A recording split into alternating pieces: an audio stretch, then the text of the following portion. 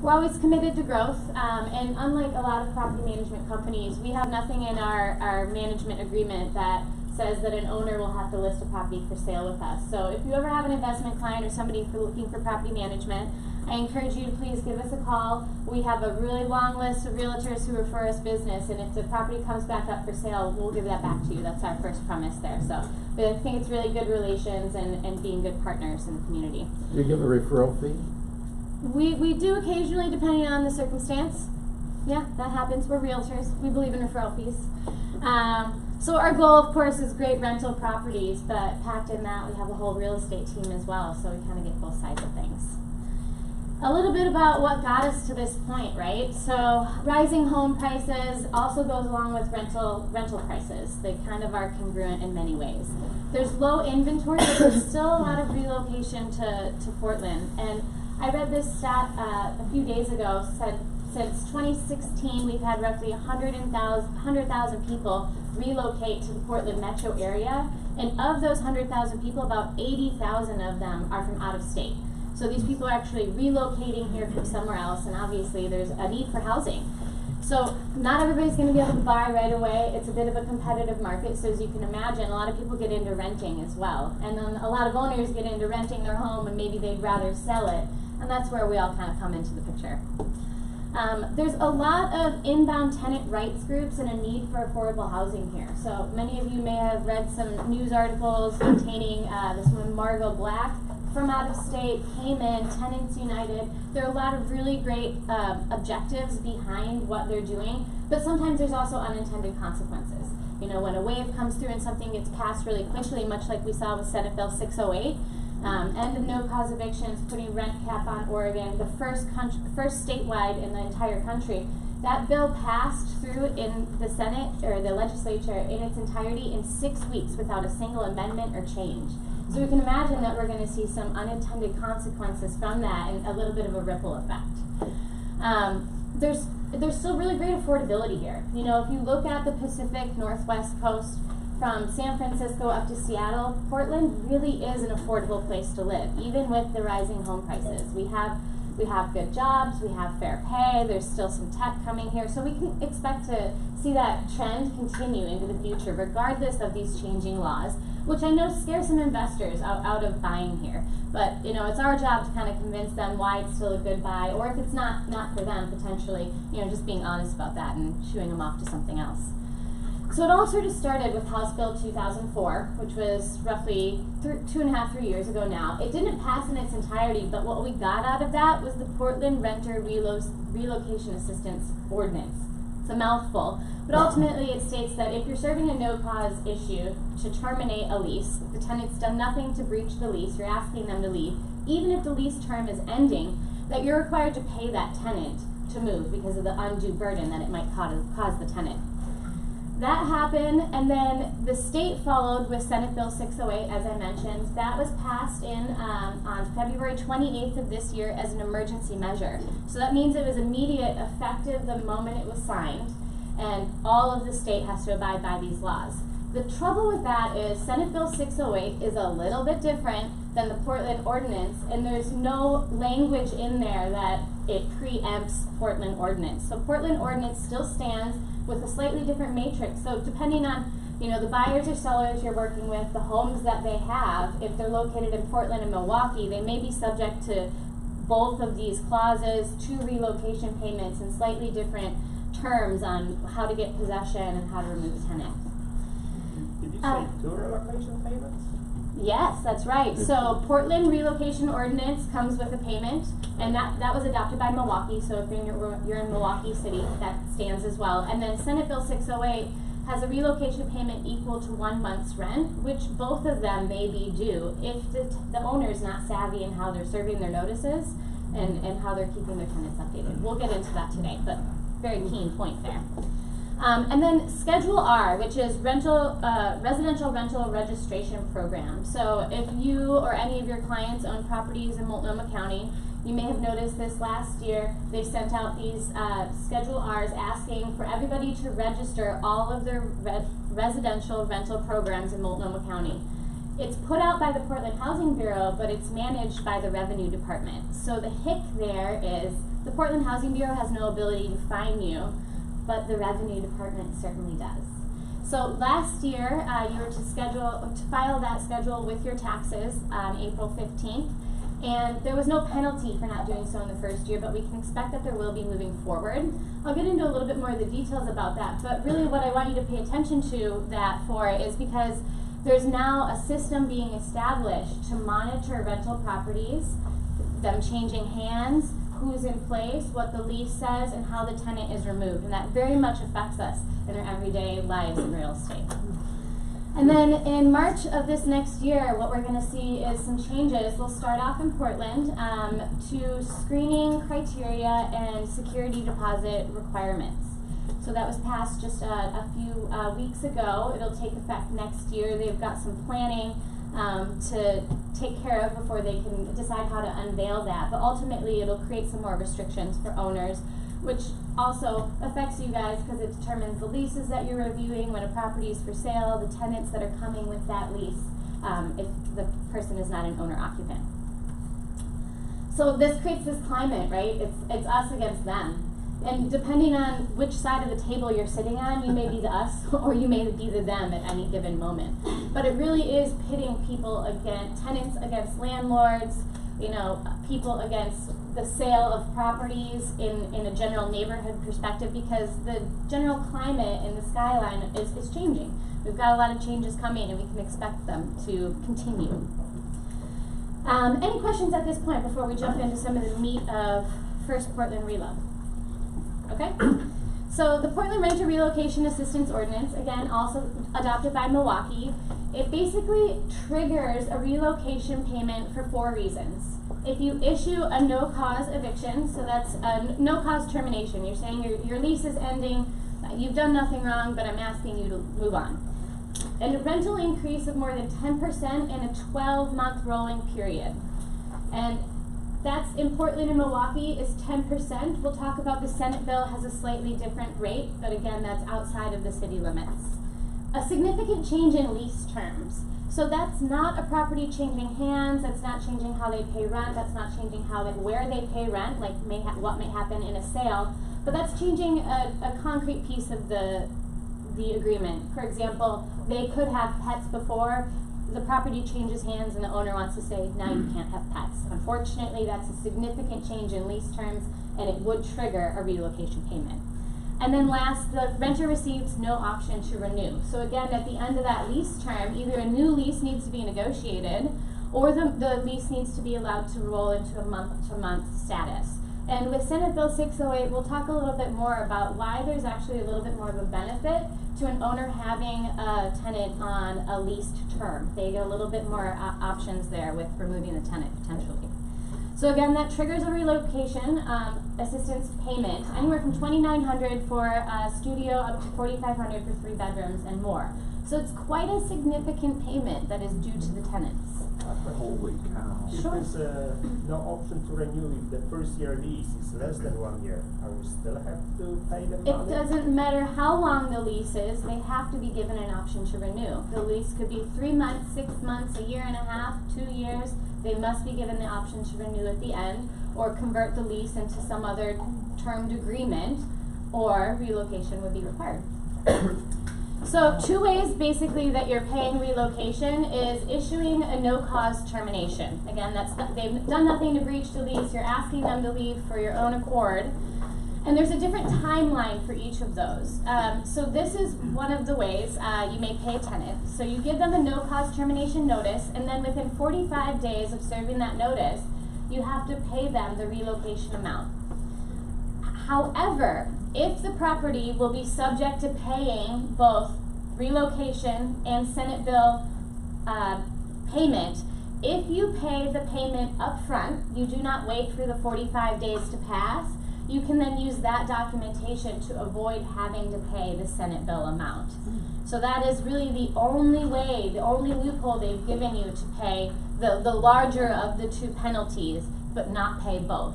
If you wait the 45 days to give them that payment, you're going to be subject to both relocation payments. A question in the back. If a property, so if we had Garcia Group managing our property, what would be your role in that, in following these things? Is that part of what you help cover for an owner, or how does that? Well, oftentimes relocation is something we have to talk about as a team because it gets really tricky. It's case dependent. Every single home has a different type of lease. The tenants have been there a different, period of time, and so it takes looking into each scenario differently. Ultimately, it would start off with the portfolio manager. I'm not a property manager, portfolio manager. I am the business development director for the property management side of things, so I meet a lot of clients like with you guys here today that may refer business, and so then I work on onboarding new clients into the company. And then once we've placed a tenant, they're passed on to their portfolio manager who deals with the day-to-day management. However, when something like this happens, if somebody comes to us and they have questions, typically the property manager will either ask myself or our principal broker, Ron Garcia, how to proceed. And there's a couple different ways that may happen there. So if we're a property manager and the client is working with a different realtor, we usually have, a come to Jesus with the realtor to make sure that we're all on the same page. We have certainly come up to a couple tough circumstances where the realtor doesn't want to follow these laws, and we have to let the contract go. And that's fine. We're happy to do that. If you want to sell your home, you're welcome to sell it in any way, but if we believe that you're not abiding by the law, we're going to have to bow down because we're pretty risk adverse. But we're going to give you all the information on what we believe should be happening based on our knowledge of the law. And we can help. When we are the property managers, we'll be responsible for serving notices to tenants, and that's why we're so involved in that process. So an owner who's self-managing would also be responsible for that. And I would always suggest if you're in a real estate transaction and there's a property management company involved, absolutely rely on them for all of that. Relay all of that risk and liability to them for the tenant communications, right? But good question. So when you're serving a no-cause termination, there's no requirement for the tenant to ask for this payment. You owe it to them automatically. However, if you're serving a rent increase of more than 10% in that 12-month rolling period, so that would happen if you're serving one rent increase and then another rent increase, which is really uncommon. But you may, however, be in a transaction where a property is severely under market rent, but the tenants are great, maybe it's an investment property, you want to keep them there. There may be reason to pay relocation, to be able to get up to a market rent, or also give the tenant an opportunity to say, that's too much for me, I'm going to move on.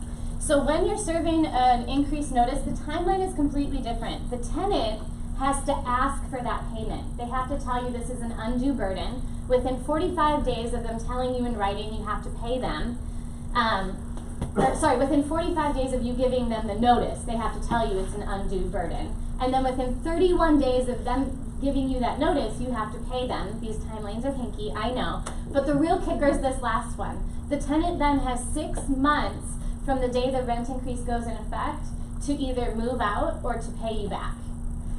So as you can imagine, that might be a difficult scenario when it comes to it if the tenant hasn't planned appropriately, potentially.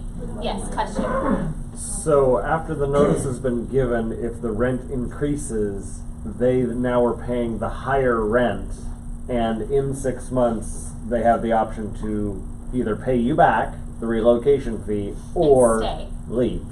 Correct. But they're paying the higher rent the yes, time and period they just that get to keep your money for 6 months while they decide what they want to do. Okay. Okay? And I will also note that all Jacked rent up, but increase okay. notices in Oregon come with a 90-day notice. So you have to give them 90 days before Okay. that rent increase would take effect. Then they have 45 days to say no too much. Then you have 31 days to pay them. Then they have 6 months.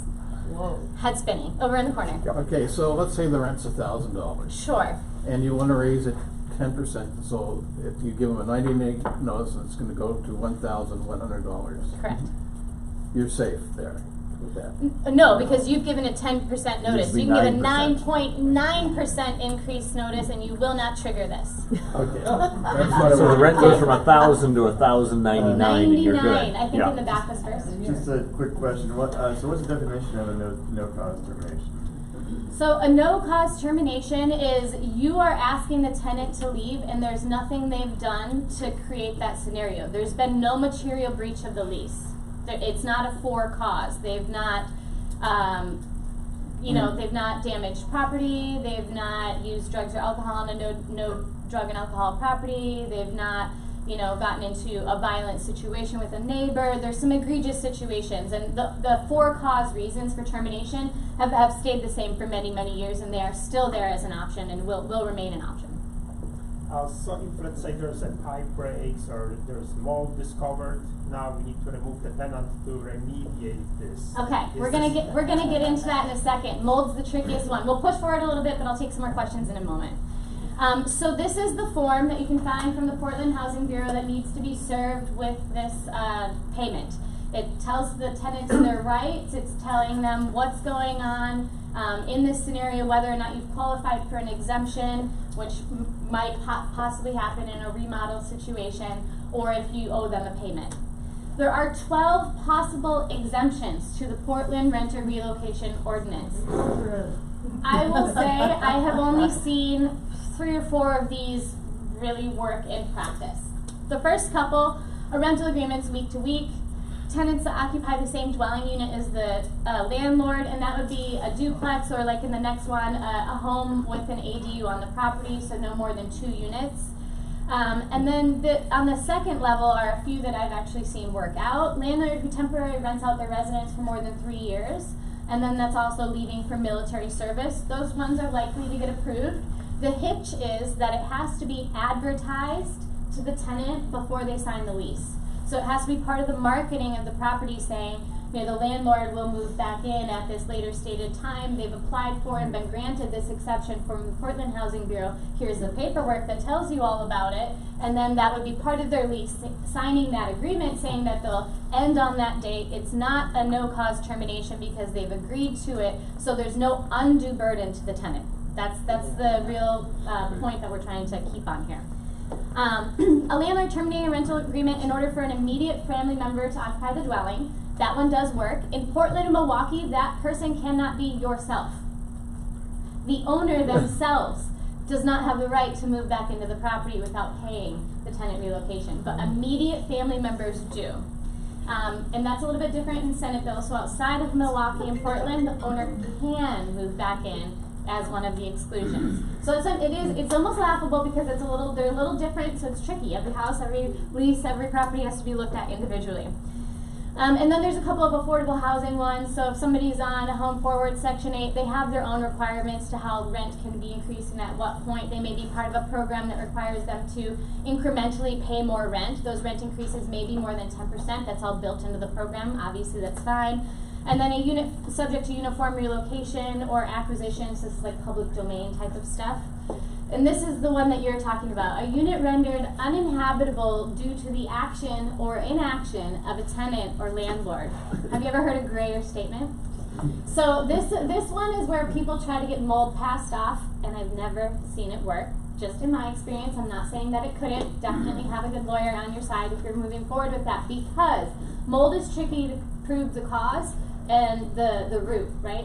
So you may say it's the tenant's issue because they have way more stuff in here. Maybe there's too many residents. That wall is piled with boxes and there's no ventilation, right? Or they're not opening up the windows. There's a lot of things there. But the tenant may say, well, they had the leak in the roof 2 years ago and they didn't fix it right, and then this happened, and then it's like this little game of wiffle ball, right? That's really what risk management's about. It's never like that hard shot. It's something that gets bounced back and forth. Well, he said, she said, I did this, or I didn't do this, or they did this, I didn't do that. Those are the things that come back in court to bite you all the time. So documentation, documentation, documentation. But I have not seen mold work under this one yet. What I have seen is natural disasters. A tree falls through, a pipe breaks, a property is flooded. Those things typically work under this one. A unit rented for less than 6 months with a verification that they're going to demolish or convert the unit. And then the last one really applies to you, a unit where the landlord's provided a fixed-term tenancy and notified the tenant prior to occupancy that they intend on selling the property at a later date. Again, the tricky part of that is it has to be advertised to the tenant in the marketing before they sign the lease, so there's no undue burden when you say, okay, it's time to get out, I'm gonna sell the property.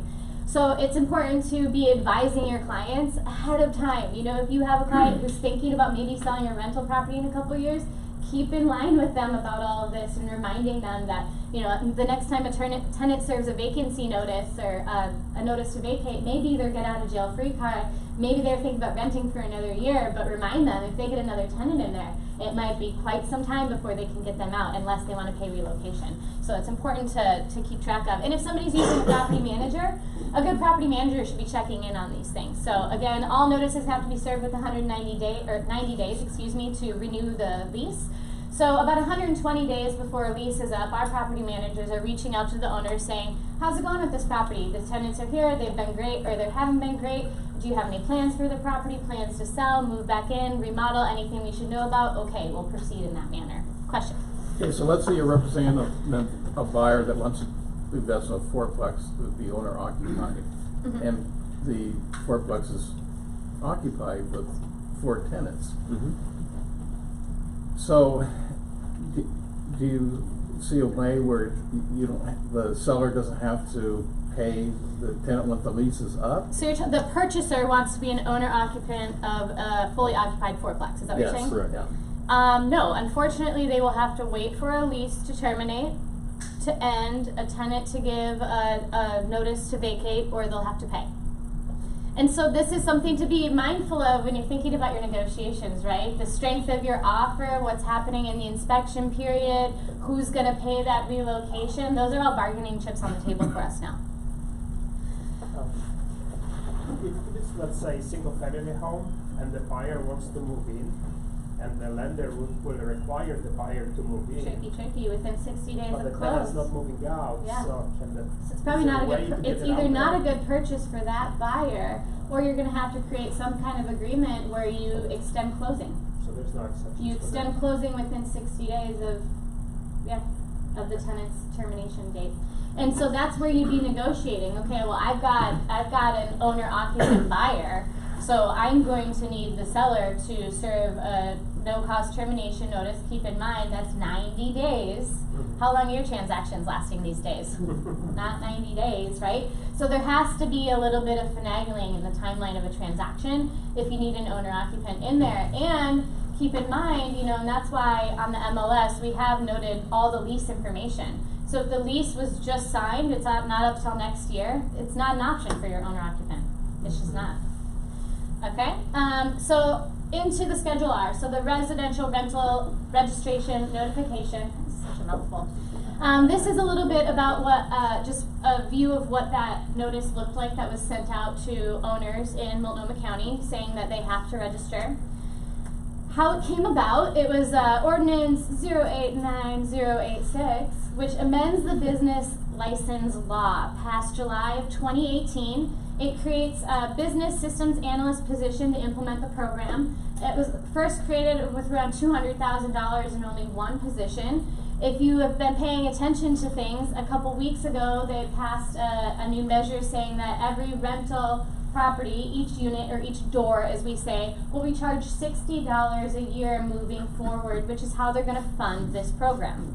And they also have you registered. So you're required to pay, or they're going to keep track and they will give you penalties for not paying. As I mentioned, there's no fee the first year for not registering, but they say in subsequent years fees may be enacted. I think we can assure that there will be fees. And again, there'll be penalties moving forward. So you got to register for free the first year, but there was no penalty if you didn't. The second year, there's going to be a fee to register and a penalty if you don't do it. So if you have any, owner-investor clients who are thinking about not doing that, I would probably advise against it because they are going to be tracking it. But previously, there's really no way for them to know exactly how many rental properties are out there on the market, and so this is really hedging at that. So 2018 onward, an owner must register their properties annually and provide a schedule of all addresses owned, and the director may require additional data. A residential rental unit is considered any unit offered for rent for 30 or more consecutive days. So this loops in Airbnb and Verbo, vacation rental by owner, and all of those. If there's somebody staying there more than 30 days, it is a residential rental property. So as I said, the director may require more information. This is just a little insight into something that we've seen in, helping our owners get their properties registered. This owner registered her property. She has various properties, and she got this notice back saying that they would like a combined tax return or exemption request to be filed. Each year, the business was considered in the city of Portland, Multnomah County. She's owned these properties since 2011. So they're asking for tax information for every single year back on how every property she's ever owned. It's a lot of work to get together to do. Hopefully moving forward it's going to be a lot simpler, but they really are looking into things with a somewhat of a fine-tooth comb. They want to know you're not making too much money off your rentals, right? Are there any questions about that? Yeah? What? So they're asking you to register your rentals. Yes. How are they verifying that you're actually being honest about the number of rentals that you actually have, or is this all based on the good faith system? Well, have you guys ever hung out with your good fellows at the title office? Yeah. It's not too hard to find out what properties are owner occupied or not. Should be. So, what process they'll take to implement that, what position in all of this may cover it, I can't exactly say, but I do believe the intention is to get after just that. That's kind of what I figured. Yeah. So, yes? How did this ever get by NAR and PMR? Why Well- didn't they ever go to bat? Unfortunately, they didn't ask for a whole lot of public opinion. With the Portland ordinance, they did bring in they brought in multifamily Northwest, which they represent roughly 200,000 rental properties. They talked to NARPM, the National Association of Residential Property Managers, and the Rental Housing Alliance. And I know Ron was invited by the governor to go and talk. However, it wasn't really a two-way conversation. They had decided what they were going to do, and they were letting industry professionals know. They didn't really take the experience or the recommendation of industry professionals.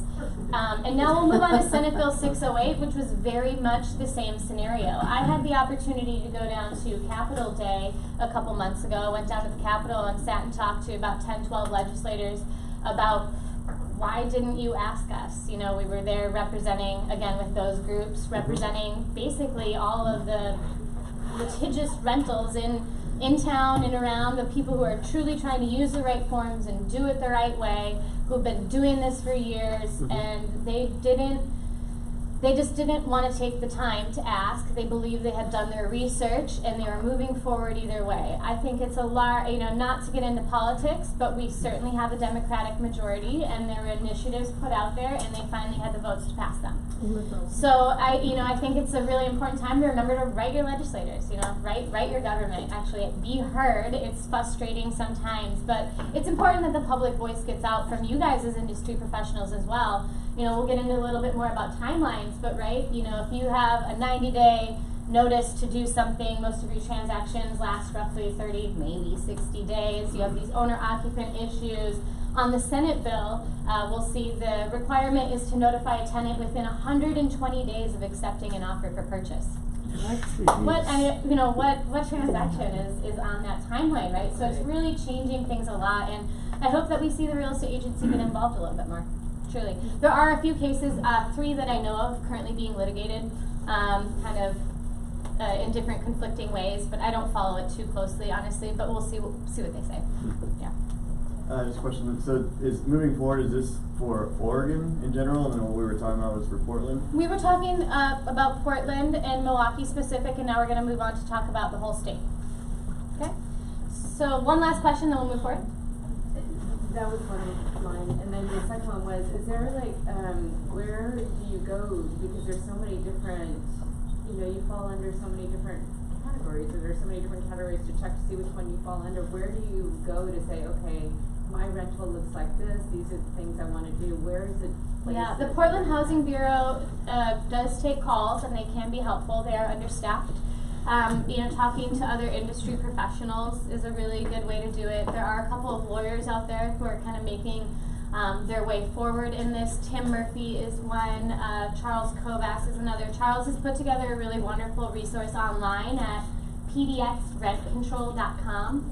And it's just, he's got a couple quick reference guides, commonly asked questions, answers, something that you could, realistically pull up and give somebody answers in a quick form. But sometimes it just takes legal advice. Some of it's really tricky. What is that attorney's name again? Tim Murphy's one, Charles Kovas is another, and Mark Passanante is another. I have a few of them listed at the end of the presentation as well. Okay. I just want to push forward. I know there's more questions, but we haven't even gotten into Senate bill yet, and there's a lot of meat there, okay? But I will take more questions. So, an overview of Senate bill, it creates rent control capped at 7% plus 3.3, which is consumer price index. That is updated every year September 30th. So we're about to have the update to know what we'll deal with for the rest of this year and moving forward into 2020. It restricts no-cause terminations to the first year of occupancy, requires all fixed-term leases to convert to month-to-month at the lease end date, adopts an annual 3 times you're out system to terminate at the lease end date for just cause. So that is the reason why it's better to be on a termed lease. Defines different landlord exemptions, reasons that you can get your property back, and it does include the owner in this one. So if you're outside of Portland and Milwaukee, you as an owner can be exempt from payment to be able to move into your property. It establishes a relocation fee equal to 1 month's rent. It relieves small owners from having to pay. So if an owner has less than 4 units and they are not in Milwaukee or Portland, they may not have to pay. You do have to pay in Milwaukee and Portland. Is that 4 per property? So 4 units total, 4 doors. for an owner. That's it. right? That's it. So you Yep. have another property in Forest Grove and one over in Anywhere in Oregon. Now you have 6. However, not outside of the state of Oregon. You can own property in Arizona and it won't affect you here. But 4 doors is what they say. 4 units, 4 doors. That's all you get. Exempt owner-occupied tenancies with roommates and duplexes. It provides a tenant defense against action for possession with damages of 3 months' rent plus actual damages. And the tenant has over a year to bring that claim back to you. So from the time that they find out that they were, moved out in an unjust manner. So it's a really open time period because the burden of proof of when they found out or how they found out could be quite vague. And then it's defined as emergency legislation. So the moment it was signed, it went into effect. There's kind of 4 parts about that, and it's all about control, right? Possession control, rent control. The emergency declaration is just this kind of immediate unknown control, and then preemption status. So Portland has this certain control in this. Portland's sort of the horse leading the buggy. They did their relocation. They followed with Senate Bill 608, but they're not exactly the same, and there's no preemption language in that. So the state didn't make the choice to trump Portland. They're going to let Portland roll as they will. So ultimately, in the first year of occupancy, you can serve a no-cause termination with 30 days notice without having to pay the relocation amount. But you are subject to the statewide rent control caps. So if you use this 30-day notice in that first year, you cannot raise the rent more than 10.3% for the next tenant. The only way that you can reset the rent at whatever you want is if the tenant moves out on their own accord. So you have to receive a notice to terminate from the tenant in order to be able to raise the rent more than 10.3%. Who you're subject to paying the payment to at that point then hasn't yet been determined, but since the state is going to start watching this, there's likely to be created a system for that. It applies to both term and month-to-month tenancies, and in Portland and Milwaukee, remind yourself you still have to pay the relocation fees. After the first year of occupancy, it prohibits the termination of month-to-month tenancies without cause. So if a person is on a month-to-month lease and they've lived there more than 12 months, there is almost no way to get them out unless they make a material breach of the lease or they decide to leave themselves. So that's why there is now more benefit to an owner to have a tenant on a termed lease. Prior, there was really no benefit to doing it either way. Now there really is a benefit there. So at the end of your lease term, does the tenant have the option to sign a lease or say, no, I'm just going month to month? Yes. So you can offer a lease, and if the tenant is that would savvy benefit and you, but they don't have to do it. chooses not to do it, but there are ways that you can kind of build that benefit into your process. So typically, I mean, what we do in-house is we'll offer a month-to-month and a year lease. The month-to-month is significantly higher rent increase. It may be a 9% rent increase, where the year lease is only a 6% rent increase. So you are trying to pack in some benefit to that, but the tenant has the right to do what they want to do. So again, it requires the conversion of fixed-term tenancies to month-to-month, unless a new term is agreed upon or a lease is signed. So the option is with the tenant, and tenants are becoming more and more savvy. There is now this 3 strikes you're out rule. So if the landlord's warned the tenant 3 times in writing that they've made a non-material breach of the lease, so this would be a late rent payment, a noise violation, not cleaning up after your dog, an unauthorized resident, an unauthorized pet. Those aren't things that you can just, boom, get out. You have to serve a notice. It's a violation. They have the chance to remedy that. If they don't remedy that, then you have for-cause reason that goes into breaching the lease. But if they remedy it, it's just a warning. So if you have 3 of those types of warnings, you can choose not to renew the lease at the end of the lease term. Again, another benefit to having a tenant on a year lease after that first year period. Stated cause. So there are 4 reasons that the state has given landlords that they may remove a tenant. You still have to pay the equivalent of 1 month's rent, relocation under Senate Bill 608, but these are the only reasons that you may remove a tenant. To demolish or repurpose the dwelling within a reasonable time, to renovate or repair, and they will be unsafe and unfit for living during that time period. So this may include a bathroom remodel when there's only 1 bathroom in the property. This may include mold remediation or mitigation. However, you may also have to have contractors be willing to testify on your behalf of the scope of the work or how long it'll take. If the tenant chooses to fight you and believes that you're just trying to get them out and you don't really need to remodel the bathroom. So there might be a little push and pull there. And I've certainly heard of some cases being litigated on that. Just a quick question on that point. Does that remodel have to be approved by the city to a form in order for you to take those steps? Yes, there is a documentation process to it. So when you're notifying the tenant that you'll be terminating the lease for this purpose, you have to pay them the equivalent of 1 month's rent relocation, and you have to let them know the purpose. And I suggest, I'm not a lawyer, this is not legal advice, but I've heard it from a lawyer. I would suggest more detail is better than less. So trying to be vague and say, this needs to be done, it's going to take 6 months, is not going to support you if taken to court, as well as a contractor's explanation of all the work that needs to be done, the demolition total, the timeline, and everything else. So being really clear with the tenant about what's going to happen, because again, they have over a year to determine that you've done them wrong and bring a judgment back against you for possession. And it's just not worth it, because the damages there are 3 months rent plus actual damages. Were they unable to find housing? Were they staying somewhere else? You could be liable for paying for all of that. So really, a little bit of transparency might go a long way here. That's a quick question. None of this applies if you have less than 4 units though, right? It still applies. Oh, it does You apply, just don't okay. have to pay. This is the only way to get a tenant out in all of Oregon. If you have less than 4 units, you don't have to pay.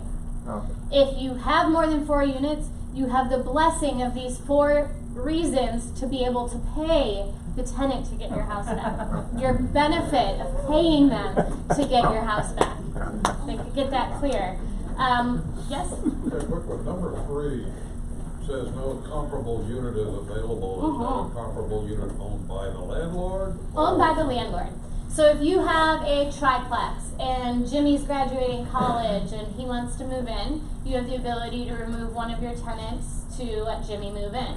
However, if Jimmy wants the corner unit because it's got nice light and Mrs. Andrews has been there for 12 years, if the middle unit is open, Jimmy's got to live in that middle unit. You can't remove Miss Andrews, because if she finds out later, you're going to get in trouble. Yeah? And then again, this one does provide the owner to move back into their own property. I'll get through the last one, then I'll take a few more questions.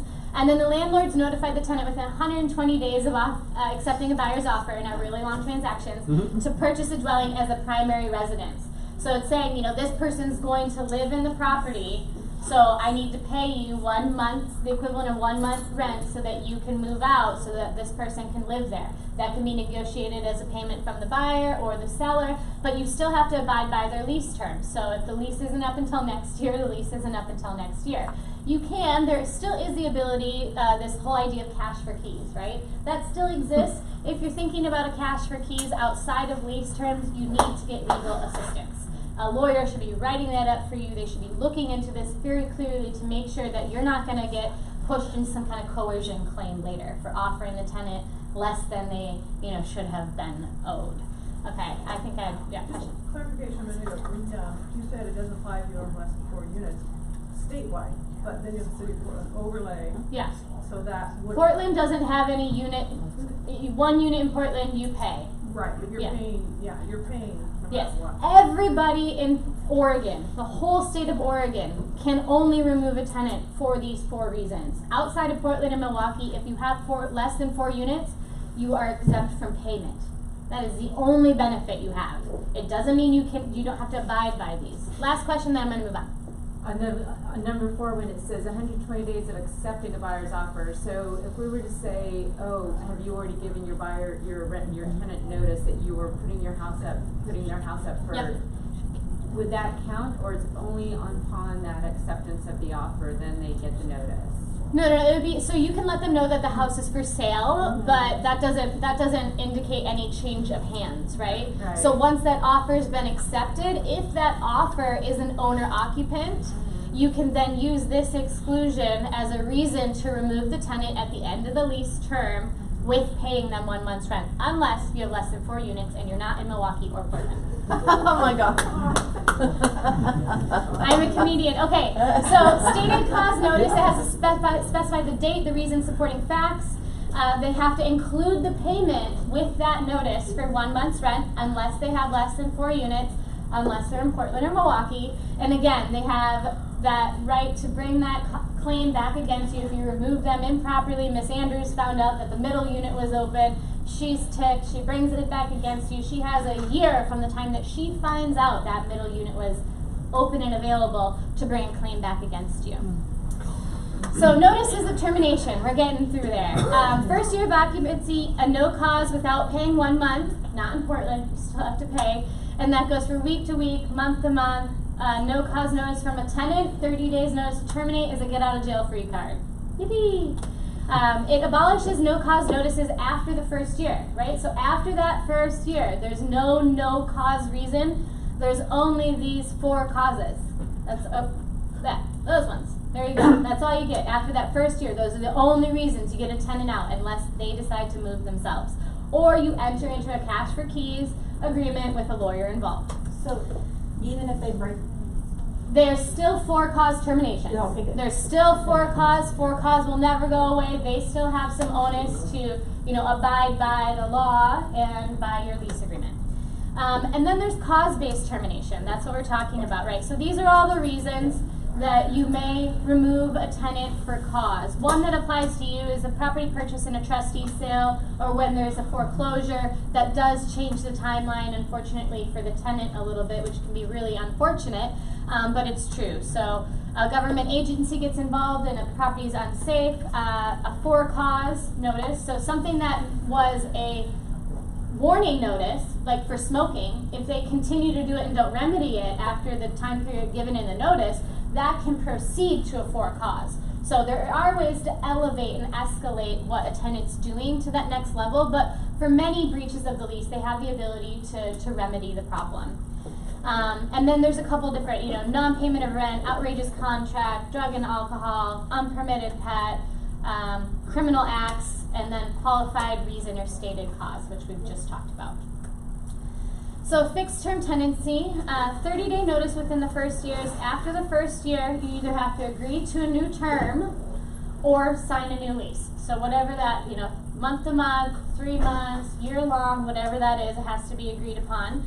You have to have the tenant give 30-day notice to get them out, a qualified reason, there's only those 4, or the 3 strikes and you're out. And that 3 strikes you're out only works if they're on a termed lease. this is a little bit more information about the 3 strikes we're out. We're running a little quick on time, so I'll kind of brief past it, but again, you'll get a copy of this. Ultimately, this is saying that they have to be notified that this is notice 1 out of 3. This is notice 2 out of 3. And there has to be language saying that by fixing that 3rd warning notice does not mean that I retract my ability to end the lease at the end of the lease date, right? So unless it escalates to a 4 cause, you can pile up these 3 causes, but you still have to give them 90 days notice. So 90 days before the lease termination date, and I talked to a lawyer about this yesterday, you can actually enter into a new lease and still serve that notice, but it gets really tricky. And again, I would get legal assistance there. So that's important to know when you have an owner-occupant who's purchasing a home. You want to be looking at the notices that were served. You want to understand the timelines of the notices that were served, because if there was a rent increase going to take effect in 90 days, or the tenant's supposed to be out in 90 days, if the notice was served improperly, the tenant does not have to comply. Your owner may be showing up with their moving truck on that day, and the tenant says, sorry, my notice was served improperly. They unfortunately have no legal obligation to notify them. They can just say, I want another lease. I want another notice. So that 90 days now starts over. And there's 60 days to move in as an owner-occupant, may be squashed. A quick question. If you have 3 roommates on a lease and one of them gives you 30 days notice, is that noticed by all of the so it depends on how your lease is written, but you are not required to, if in your lease it states that you do not allow subletting.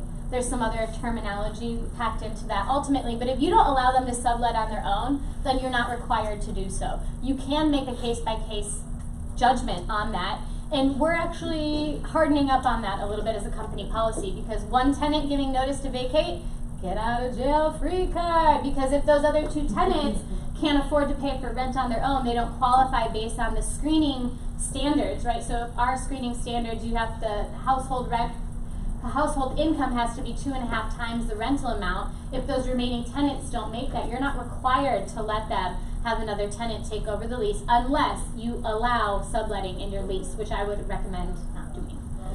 Last question, then we'll move on. Very quick, if the seller sells the property and is asking, let's say, for 90 days rent back before they can move out, and then decide not to move out, do they become tenant, or can you kick them out?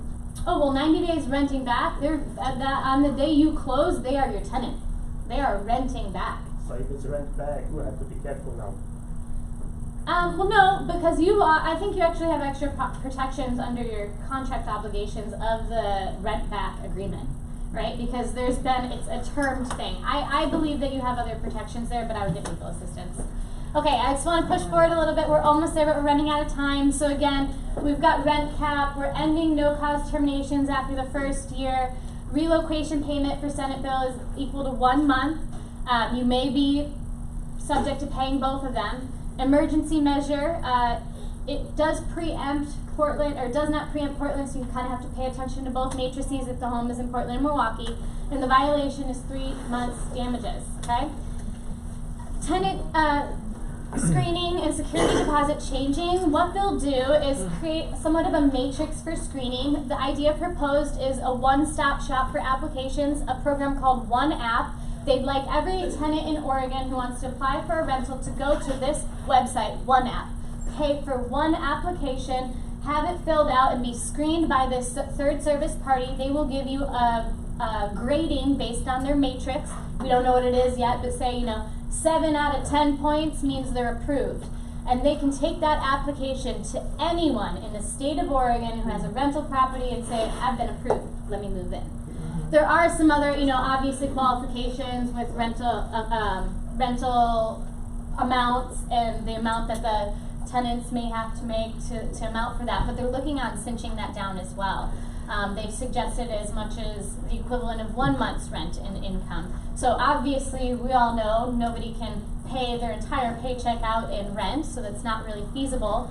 The idea is also to limit the ability to screen for criminal history. So it would limit checks to felony convictions to the past 7 years and misdemeanors within the last 3 years.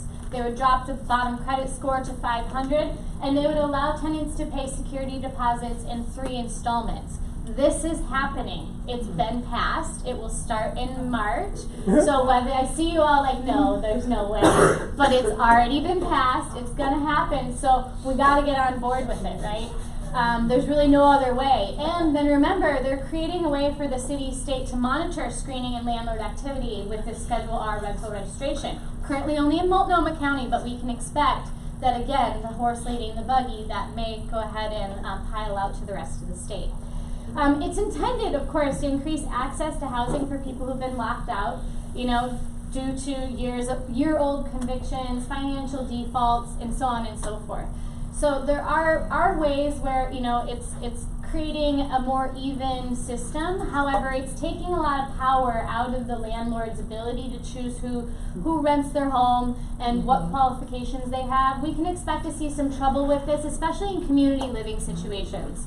I don't know about you, but if I had young children, I'm certainly interested in who lives in my community, and if some of these criteria are dropped, you know, there may be some conflicts there that arise. So what does this all mean to you? It's just liability, guys, right? Senate bill is different than Portland ordinance. As always, be cautious of mailing times, notice times, document everything, track all your conversations. I can't say how many times I've been showing properties and you go to look at showing instructions and they say, call the tenant to schedule. If you're working with a seller who has a tenant-occupied transaction, please don't do that.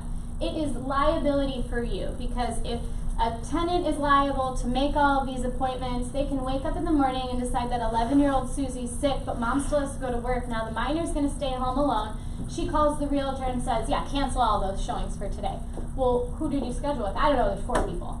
You know, don't keep track of that. You have no ability to track that, and the liability, the onus rests on you. You have E&O insurance. They don't. You know, who's that going to come back to? It's going to come back to you guys. So really being the person who negotiates that, or if there's a property manager involved, relay the liability to them. Push that off to them. And also be mindful of notice times. I know as realtors, 24-hour notice to me means it's 2:30, I want to see it tomorrow at 3 o'clock. If you send a property manager that notice, you're not going to get in 24 and a half hours, because they're probably not at their desk. They probably have 100 tenants they're dealing with. They won't be able to serve the notice for a few hours at the very minimum. So give a little bit of, you know, professional courtesy and respect. It's always a great idea to just have a little sit down with the property manager that's involved. Make sure you're on the same page. You know how they serve notices, know what kind of timelines they need. And then if agreements are going to be made with a tenant to have prearranged showing times, keep in mind that compensation is required to the tenant. So that can be done at closing, or that can be done monthly, but they do require some kind of compensation unless it's 24 or 48-hour notice. But with that kind of notice, the tenant can cancel at the last minute. So it can make it a little more difficult for you. For an easy transaction, I suggest, you know, meeting with the tenants, having a conversation with everybody involved to kind of know how willing people are to comply. The one app thing that you talked about, that is going to be statewide, is that screened for employment history, and how do they validate income? And it does. In theory, it's not functioning yet, but in theory, it's supposed to screen for criminal, credit history, rental history, employment verification. There's also a point too where they're supposed to check whether it is a companion animal or a pet, which, you know, determines whether or not they can have it or if they have to pay for it. And there's also some guarantees supposedly built into that, like many Section 8 or Home Forward programs have. They say, okay, I know this tenant doesn't meet the screening qualifications, but we've got this program that we're working with, so if they bail on rent, we'll pay you. They're offering something like that, but we don't know what it looks like yet. It's not set in stone. So that's why they passed it, but they're like, we got to push it off till next year, because they need time to implement and understand how that's going to happen. Be aware of... Sorry. No, it's okay. So the landlord has the landlord can't say, I want X amount of income. For what? You want 3 months income, they need to have. Set their income barrier. Right. Amount. Right. Potentially. it's disputed right now, right? credit score and all of so those currently in credit score, yeah, they've dropped to the floor. So that and so in theory they say that you can still screen however you want to screen, but if you're screening to a higher standard than what the industry standard is, bully is going to be contacting you, and you will eventually incur penalty or a lawsuit or something. You can just ensure that, certainly. And I mean, currently as a company, we do screening in-house. We do have higher criteria than this, and we've talked about it a lot. And when it comes to pass, it's just not worth the fight, because it's such a liability to go against the grain, right? And so there's just different ways. And to be honest, truly, some of the most qualified tenants are the most awful tenants.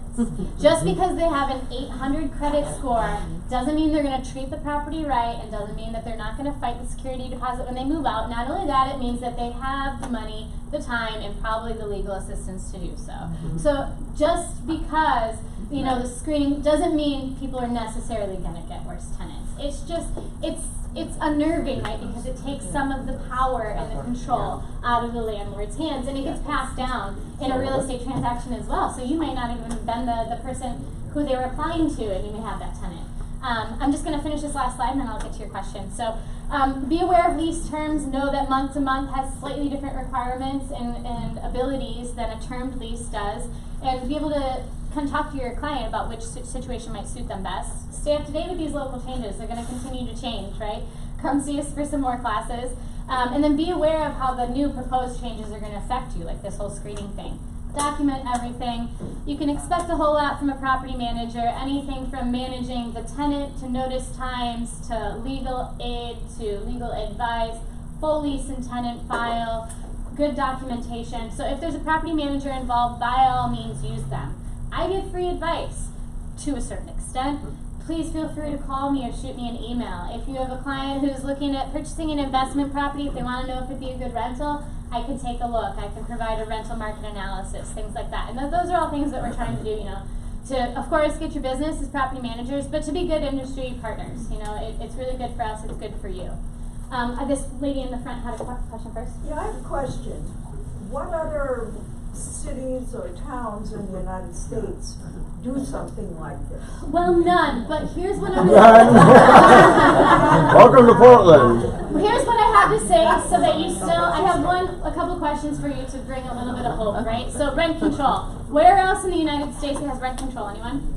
New York, San Francisco. Can anyone tell me where the highest priced real estate is in the United States? New York, San Francisco. New York, San Francisco. Can anyone tell me where some of the most populous areas and highest rental prices are in the United States? New York, San Francisco. There's still hope, right? It's not an end all. What's kind of a little bit of a hitch about this whole thing, right? It's all being introduced to diminish disparities to communities who've been having a hard time getting into the conventional market. But a lot of the outcome that we've seen historically in places like New York and San Francisco is actually contrary to the intended purpose. So I think that we can continue to see some unintended consequences, to see more litigation pop up. Hopefully the real estate agency may get involved at some point to get our timelines online again. But you know, again, that's something, be heard. Go to those public hearings. Take the boring afternoon to go down to the Capitol and tell them how you feel, because honestly, it does make a difference. You know, they thought that this was the right direction to go. They have had public outcry since. They're going to continue to see some unintended consequences. I can say, out of our 600 and some properties, when this passed, guess what the landlords did? They called us and said, jack up the rents. Average rental increase in 2016 was around, I think, 8%. 2017 was around 6%. 2018 was actually around 4%. The actual market trend was to not increase rent that much. The unintended result of that is that rents actually got hiked up quite a bit. I taught a class yesterday. I talked to a landlord who has some multifamily. He likes creating artist communities, and he's, you know, in a really great position in the property, and he just kind of wants to offer a deal. We know these landlords, right? He wants good tenants. He wants to give them a deal. He wants to be the good guy. And then this all came through, and he, you know, his jaw hit the floor. What am I going to do? So he actually ended up before this all rolled through, serving a 30% rental increase to all of his tenants, and he was so under market rent that none of them have even left. Right? So I think it goes to speak that, you know, many landlords, especially the mom and pop type, haven't really been managing their rentals like businesses, and they've been trying to afford the general population a little bit more flexibility, but this may kind of count them out in many ways because this registration program and everything, it's kind of set to track people who are not doing it by the industry standard. It's going to force them into that, you know, a square into a peg. Right behind there. So real quick, I know that you gotta give 90-day notice in order to get 9.9%, but can you give a 5% increase at 30 days still? Yes. And then can you give another 4% 30 days later? Why? Well, to avoid the 90 days. Shorten it up. No, I really, potentially, you know, I would say potentially the law would allow you to do that, but I doubt you would get away with it. Okay, and then the other question I have is, everybody has a service animal now. You deal with that all the time. So we actually use a third-party screening company called petscreening.com. It's great. Anyone can use it. We advertise with every marketed property that that's going to be part of their screening charge. So so here's the hitch. A pet has to be paid for, but a companion animal does not. So when they enter into this process, if they say it's an animal, they don't have to pay. But if the service is not able to find the appropriate documentation to qualify the animal as a service or companion animal, this animal all of a sudden becomes a pet, and they're required to pay the $25 for screening, and then, any associated security deposit increases. As a company policy, we accept $500 additional security deposit per pet. You know, so it's just a company policy. And if you're ever working with anybody, you know, those mom and pops who don't have things written down, it's time to write your policies down. It's time to have a basic screening policy. It's time to, you know, have these rules that you follow. Even if you don't always follow them, you can still make exceptions, of course, but that's going to protect them in the long run. But for those animals, you cannot ask them, and if they don't disclose it, they can still move in and you cannot do anything. I'm sorry, what did you say in the beginning? Are those service animals? You can ask them for appropriate documentation, But if they don't disclose to you? Then it's not a service animal. They've not proved that it's a service animal. If they do not have appropriate documentation, it's a pet. Well, they do, but from what I read, it was saying that even if they don't disclose, they can bring it in, and the landlord cannot do anything about it because they are legal. So are you saying like they just didn't let you know there was any animal at all, and you just show up one day? Well, there's a process for that. You would serve them for an unauthorized pet because you have the documentation. To me, I walked in, it's a dog, it's a pet. I'm serving you a notice based on your lease that says no pets. Now they're required, so that notice gives them 30 days to remedy the problem, or it can move into a for-cause termination. They have 30 days to provide that notice of the companion or service animal. Right, they produce the document, so they stay, and you're stuck with the animal. If they produce the document, they stay. But you know what? If you said no pets and they showed up with that document, you would have to let them in anyway. Yeah. Doesn't matter. So that, I mean, to me, it's kind of a moot point. It's a bummer you didn't find out right away, you know. I think I had a question in the back. What is the proper documentation for a service animal? If it's not the, you know. Yeah, this is why we use a third-party service for it, because, gosh, it's annoying figuring that out. It can be, if you look online, NOLA actually has a really good list of what, what types of animal and what reasons qualify. It may come from a variety of healthcare providers. It may be a psychologist, it may be an MD. You know, there's a really wide variety there. Yes? So if we want to list a property and there's a tenant on a month-to-month lease, the 120-day notice can only happen after an offer's been accepted. Correct. Yeah, and it doesn't have to be 120 days. It's just saying that you have 120 days maximum to notify the tenant that it will be purchased by an owner-occupant. But you have to give at least 90, correct? Correct. Yeah. So the timelines don't all match up. You know, and your transaction is probably not going to last that long either. So you would give them 90 days, even though you have an extra month, you wouldn't use it. You'd probably serve that notice the moment you got through inspections and realize this buyer is going to proceed with the sale. you know, that's when I would personally serve I notice. just had a transaction like that, and it was 115 days. Total. of acceptance. Yeah, yeah, because you have to extend closing. Yeah. Yeah, you have to wait for them to leave, and or you have to extend closing so that the buyers can get in within their TRID law period. In the back. On a slightly different tack, if you're representing a buyer or possibly a seller of a small complex, say 4 units, and the buyer wants to do a condo conversion, how does that apply to existing tenants, or how would you get those tenants out in order to do a conversion? Well, if it's 4 units, it's already a condo, right? What? If it's 4 units, it's already classified as a condo, isn't it?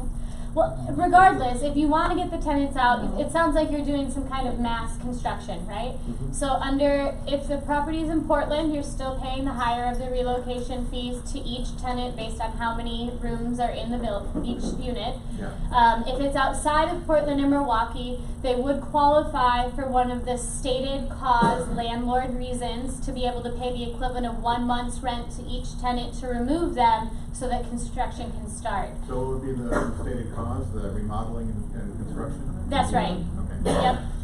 You realize some conversions don't have construction though. They're simply subdividing it and turning it into private property, you know. Well, right, and that's why I would suggest giving more information, saying what's going to happen to the property, what the timeline's going to be when you're serving that notice. It all becomes part of your documentation so that you have, full time to do whatever you want to do with the property. Yeah. Just a note, I have a couple things up here. There's not one for everybody, but this is an idea of a tenant guidebook that we give out to tenants. Some fun information, and then this one's important. It's nice if you have any owner managers you'd like to provide these to, they should have something like this in their business. This is a little screening card we give out at every showing. Our leasing coordinators, when they meet a potential tenant, they give it to them because it clearly tells them the screening qualifications before they go online and pay. If an owner's not accepting payment to screen people, they're not required to let them know their guidelines for screening, but I recommend doing so. I just had one more question about the pet screening. Petscreening.com site that you talked about, do you know if they're sensitive to these online websites where you can just go and apply and get an online certificate without even being seen? It's based upon a personal questionnaire. Yeah. Those qualify. Those qualify? Those qualify by law. So they can't deny them just like we can't deny them. So there's a site called Waggy.com. We got one a while back, and we have a German Shepherd, so I went to the website at Waggy.com and I applied for a thing, and I don't have a handicap, I don't have an emotional disability, and you were approved. And I kept answering all the questions honestly, and you qualified. Then here's your certificate. Yeah, you just gotta pay them. Yeah. That exists. That's real. And so the petscreening.com won't really consider that or take a second look at something like that. No, and neither can you because that letter qualifies. That is a legit letter based on the law.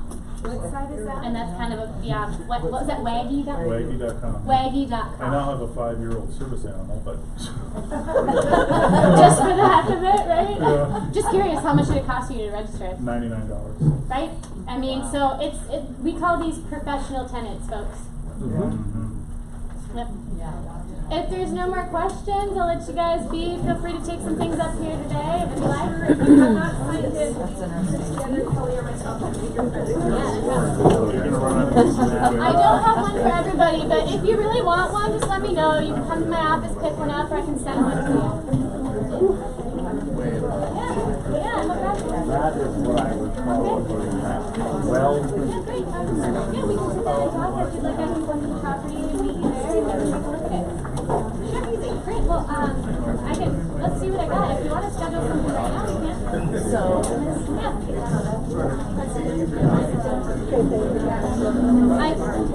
I taught a landlord panel last night to 60 people, and I was like, where are all my business cards? 260 classes in a row, and I'm out. No, but I'll provide it to Anne, and she will be able to send it to you guys. So if you want a copy of the presentation, contact me. Yes, it is. Absolutely. Oh, he's good. He's hanging out, He's enjoying his early retirement life. He works all the time. All right, well, that was great. Thank you. Thank you very much. So anybody can make their if they know how to do it. Wacky.com or any other hundreds of sites out there to certify grants. Yeah. Look at that. So, do they already live in it, or they want to They live in have two it? tenants, you have a buyer. Yeah. So when he goes on an airplane, Yeah. though, he's gotta put it in a. Right. But it goes Yeah, in and the there. buyer wants to be an owner occupant. They can use one of those 4 stated clauses would be, yeah, they're allowed to pay, unless they own less than 40 units. Yeah. Yeah. Okay, let's talk dates here. I have some time on Friday. Friday works best. I have from 9 to 11 or after 1. Hey, but at least we were trying to do some things, right? 1:30? Okay. I'll plan to meet you at this address. We'll make it. Yeah. Agreed. Wonderful. That's it. I'll see you then. Thank you. Yes. Quick question, let's say the seller is selling the property and made the tenant move out. Now the new buyer got the place vacant, got the new tenant. Now the old tenant's coming back saying, hey, I wasn't served proper notices and I wasn't paid. Is that tenant gonna go after the old owner or the new owner? Who served them the original notice? The old owner, the prior. The old owner. Yeah. Yeah. I believe the old owner is responsible. I'm not a lawyer. Just so you know, but in my understanding of the law, it would be the old owner. Because they were the ones who served the notice improperly that removes the tenant potentially not in accordance with the law. Yeah. So I had this comment on this my clients was looking at yesterday. Yeah. So What are they trying to do there? So they're saying that the tenants are month to month, that they don't intend on removing the tenants, that whoever purchases the home has to accept the tenants at close. So they'll take on the responsibility of Yeah. that, which we don't typically do. Right, and so that's part of your negotiation, right? So, if you have owner occupants who don't want to be landlords, part of your negotiation could be like, well, we're happy to sweeten our deal a little bit. Maybe our offer is $4,000 more, but you're going to serve this notice. You're going to provide us with the notice and the timeline so that I know when my buyers take possession that they're not going to be landlords. Or there has to be, or your buyers are taking on the responsibility of being landlords and then removing the tenants. Where they may not want to do that, but it could be to your benefit in negotiations and be like, well, then our offer is going to be this, because they have to, they can have, kind of negotiate a lower price because the tenants are in there. I've seen up to 20%,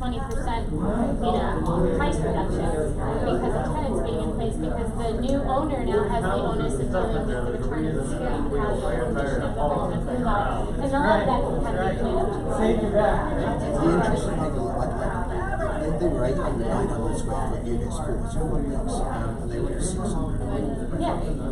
My buyer's like 600, they should be 1,000 or whatever it is.